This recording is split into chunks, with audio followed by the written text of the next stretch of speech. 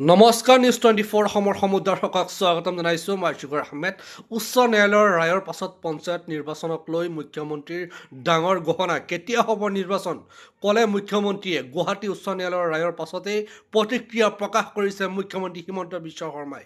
ৰাজ্যত শীঘ্ৰেই অনুষ্ঠিত হ'ব পঞ্চায়ত নিৰ্বাচন। পঞ্চায়ত নিৰ্বাচন অনুষ্ঠিত কৰাক লৈ বাধা আঁতৰিল অসম চৰকাৰৰ। দেওবাৰে গুৱাহাটী উচ্চ ন্যায়ালয়ে পঞ্চায়ত নিৰ্বাচন সন্দৰ্ভত প্ৰদান কৰিলে বিশেষ ৰায়।